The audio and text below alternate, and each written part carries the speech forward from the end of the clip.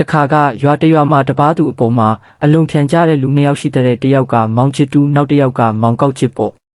တနေ့မှာတော့နှစ်ယောက်လုံးကနွားနို့တအိုးစီထမ်းပြီးမြို့တက်ရောက်မှုစုံကြတယ်လန်ခီကဝေးတော့လန်ခုလက်မှာနားကြတာပေါ့ဘိုက်ကလည်းစနွားနို့ကလည်းတောက်ချင်လာပေမဲ့ကိုအိုးတဲကဟာကိုတောက်ရင်အရင်ရော့မှာဆိုလို့ဘယ်သူမှမတောက်ရဲကြဘူးအဲ့ဒီမှာမောင်ချစ်တူကအကြံရသွားပြီးသူ့စီမှာပါတဲ့တပြားစီလေးကိုထုတ်ပြလိုက်တယ်ဟိတ်ကောင်ကောက်ချစ်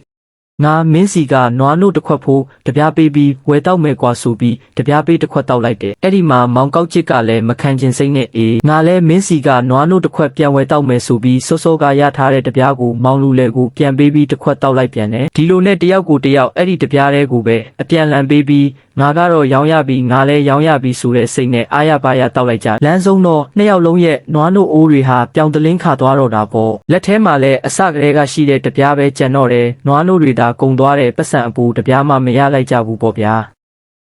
မိတ်ဆွေတို့ပတ်ဝန်းကျင်မှာရောဒီလိုလူမျိုးတွေရှိလားကွန်မန့်မှာပြောခဲ့ကြအောင်